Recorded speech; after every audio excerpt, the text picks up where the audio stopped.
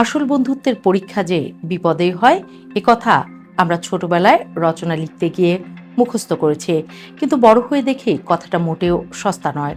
ধরুন, আপনি এক বন্ধুর ডাকে এমন উৎসাহে ছুটলেন যে না ভেবে চিনতে তার ঝামেলায় জড়িয়ে গেলেন, এমনকি ঢাকঢোল পিটিয়েই।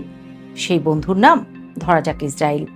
আর তার ডাকে সাড়া দিতে গিয়ে আপনি গিয়ে পড়লেন একেবারে ইরানের দরজায়।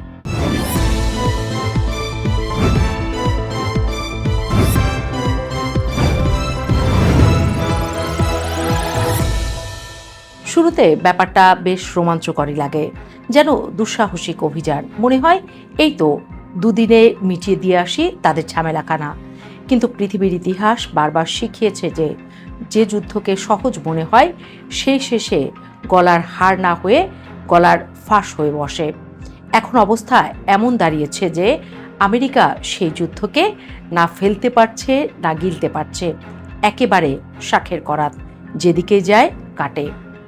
সবচেয়ে মজার বললে ভুল হবে, বরং শিক্ষণীয় বিষয়টা হলো যে যে দেশ এতদিন অন্যের বিপদে ছুটে গেছে, সেই দেশ আজ নিজের বিপদে চারপাশে তাকিয়ে দেখে মাঠটা ফাঁকা।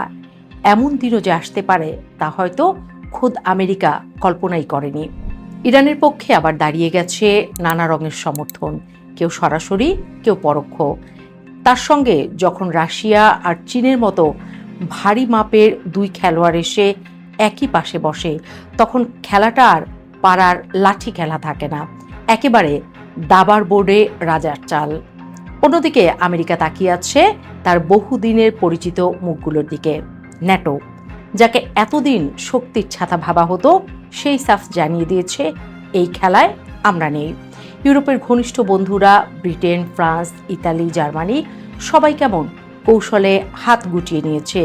কেউ সরাসরি না বলেছে, কেউ ভদ্রভাবে পাশ কাটিয়েছে, কিন্তু ফল একই, নীরবতা। আর স্পেনের কথা তো আলাদা করে বলতে হয়। সে শুধু দূরে সরে দাঁড়ায়নি, বরং এমন ভঙ্গিতে দাঁড়িয়েছে যেন বলছে, এই লড়াই তোমার, আমি দর্শক কাতারে নিয়ে। সব মিলিয়ে দৃশ্যটা এমন দাঁড়িয়েছে যেন মঞ্চে নায়ক একা দাঁড়িয়ে আছে, আর যাদের সঙ্গে নাচের কথা ছিল তারা সবাই পেছনের দরজা দিয়ে সরে পড়েছে। তখন বুঝতে অসুবিধা হয় না, বন্ধুত্বের কথা যত বড় করে বলা হয়, বাস্তবে তার ওজন মাপা হয় কেবল বিপদের দাঁড়িপাল্লায়। আজকের বিশ্ব রাজনীতিতে ঠিক এই জায়গাটাতে দাঁড়িয়ে আছে আমেরিকা। হরমুজ প্রণালী শুধু একটা জলপথ নয়, এ যেন পুরো বিশ্বের জ্বালানির শিরা। পৃথিবীর 1/5 তেল এই সরু পথ দিয়ে যায়। এই পথ যদি বন্ধ হয়ে যায়, তাহলে শুধু মধ্যপ্রাচ্য না, ঢাকা থেকে টোকিও, লন্ডন থেকে নিউ ইয়র্ক, সব জায়গাতেই তার প্রভাব পড়ে।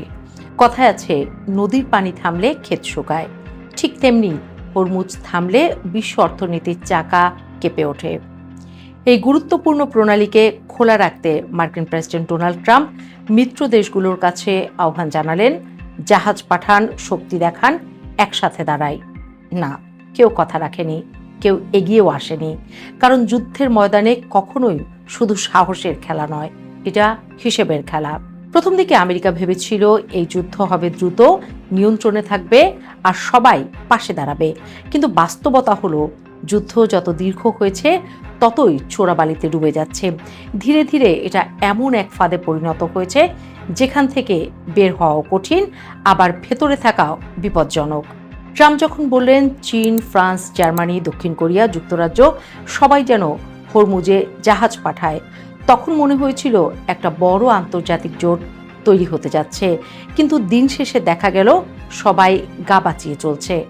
সবচেয়ে বড় ধাক্কা এসেছে কাছের মিত্রদের কাছ থেকে। যুক্তরাজ্য সরাসরি না করে দিয়েছে। ব্রিটিশ প্রধানমন্ত্রী কিয়ার স্টারমার পরিষ্কার ভাষায় জানিয়ে দিয়েছে তারা বড় কোনো যুদ্ধে জড়াবে না। তাদের প্রথম কাজ নিজের দেশের অর্থনীতি বাঁচানো, মূল্যস্ফীতি নিয়ন্ত্রণ করা। অর্থাৎ আগে নিজের ঘর, পরে পরের ঘর, এই নীতিতেই হাঁটছে তারা। ফ্রান্সও একই সুরে কথা বলছে। তারা বলছে যুদ্ধ থামলে, পরিস্থিতি শান্ত হলে তখন হয়তো কিছু করা যাবে। কিন্তু এখন না। জার্মানি তো আরও এক ধাপ এগিয়ে বলেছে এই যুদ্ধ তাদের না, ন্যাটোর না। কোনো আন্তর্জাতিক অনুমোদন নেই, কোনো সম্মিলিত সিদ্ধান্ত নেই। তাহলে তারা কেন জড়াবে? ইতালি বলছে সমাধান যুদ্ধ না, কূটনীতি। স্পেন, নেদারল্যান্ড, সুইজারল্যান্ড সবাই কোনো না কোনোভাবে এই সংঘাত থেকে দূরে থাকতে চাইছে। অস্ট্রেলিয়া আর জাপানও বলছে তাদের কোনো পরিকল্পনা নেই জাহাজ পাঠানোর। অন্যদিকে চীন, তারা তো ইরানের ঘনিষ্ঠ মিত্র হিসেবেই চলছে। তাদের জাহাজ ইতিমধ্যে হরমুজ দিয়ে চলাচল করছে, কিন্তু ট্রাম্পের আহ্বানে সাড়া দেওয়ার কোনো প্রশ্নই নেই। তারা বরং বলছে সব পক্ষ শান্ত থাকুক, উত্তেজনা কমুক। মানে সবাই চাইছে আগুন নিভুক, কিন্তু কেউই পানি ঢালতে মাঠে নামতে রাজি না। এদিকে যুদ্ধ থেমে নেই। ইসরায়েল তেহরানে হামলা চালাচ্ছে, ইরান তেল আবিব আর জেরুজালেমে পাল্টা আঘাত করছে। ড্রোন হামলা, ক্ষেপণাস্ত্র, আগুন। পুরো মধ্যপ্রাচ্য যেন এক বিশাল দাবার বোর্ড, যেখানে প্রতিটি চালের মূল্য জীবন দিয়ে দিতে হচ্ছে। দুবাই বিমানবন্দরের কাছে আগুন লেগেছে, কাতারের ঘাঁটিতে হামলা হয়েছে, ইরাকে বিস্ফোরণ, লেবাননে স্থল অভিযান, সব মিলিয়ে এক অস্থিরতা যা প্রতিদিন নতুন করে ছড়িয়ে পড়ছে। আর এই অবস্থাতেই ইরান স্পষ্ট বার্তা দিয়েছে হরমুজ প্রণালী তাদের নিয়ন্ত্রণে। কেউ যদি এই পথ ব্যবহার করে, তাদের উপর আক্রমণ করতে চায়, তাহলে সেই পথ খোলা থাকবে না। এ যেন সরাসরি চ্যালেঞ্জ। ইরানের বিপ্লবী গার্ড তো এক ধাপ এগিয়ে ট্রাম্পকে বলেই দিয়েছে, সাহস থাকলে জাহাজ পাঠান। এই ভাষা, এই আত্মবিশ্বাস, এটা বোঝায় ইরান এই যুদ্ধে পিছিয়ে নেই, বরং তারা প্রস্তুত যত দূর যেতে হয় তত দূর যাওয়ার জন্য। তারা মচকাবে কিন্তু ভাঙবে না। রাশিয়া ইতিমধ্যে বলেছে তারা ইরানের পাশে থাকবে। চীন সরাসরি না বললেও তাদের অবস্থান পরিষ্কার। ফলে একদিকে ইরান একা না, বরং বড় শক্তিগুলোর সমর্থন পাচ্ছে। আর অন্যদিকে আমেরিকা, যার চারপাশে এতদিন শক্তিশালী মিত্রদের বলয় ছিল, সেই বলয়েই ফাটল ধরেছে। কথায় আছে একতাই বল, কিন্তু যখন সেই একতা ভেঙে যায়, তখন সবচেয়ে শক্তিশালী মানুষও দুর্বল হয়ে পড়ে। ট্রাম্প তাই ক্ষোভে বলছেন, ন্যাটো যদি সাড়া না দেয়, তাহলে তাদের ভবিষ্যৎ ভালো হবে না। কিন্তু প্রশ্ন হলো, এই হুমকি কি কাজ করবে? কারণ বাস্তবতা হলো, ইউরোপের দেশগুলো এখন যুদ্ধে ক্লান্ত। তারা ইউক্রেন যুদ্ধ দেখেছে, অর্থনৈতিক চাপ দেখেছে, জনগণের ক্ষোভ দেখেছে। তারা জানে আরেকটা বড় যুদ্ধে জড়ানোর মানে নিজের পায়ে কুড়াল মারা। অন্যদিকে এশিয়ার দেশগুলো সবচেয়ে বেশি ভুগছে। তেলের দাম $100 ছাড়িয়েছে, ট্যাঙ্কার আটকে আছে, সরবরাহ ব্যাহত। থাইল্যান্ড, ভিয়েতনাম, জাপান সবাই চিন্তায়। মানে যুদ্ধটা মধ্যপ্রাচ্যে হলেও তার ঢেউ এসে গেছে সারা বিশ্বে। ঠিক যেমন আপনি প্রথমে ভাবলেন পাশের বাড়ির ঝগড়া আমার কি, কিন্তু যখন ইট এসে আপনার জানালায় লাগে, তখন বুঝলেন এটা আর শুধু তাদের সমস্যা নয়। আজকের হরমুজ সংকটও ঠিক তেমনই।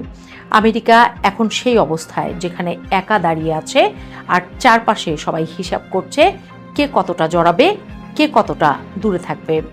এটা শুধু একটা যুদ্ধ নয়, এটা একটা বাস্তবতা শেখার গল্প। যে বাস্তবতা বলে শক্তি থাকলেই সবাই পাশে থাকে না, যে বাস্তবতা বলে রাজনীতিতে বন্ধুত্ব চিরস্থায়ী নয়, স্বার্থটাই শেষ কথা।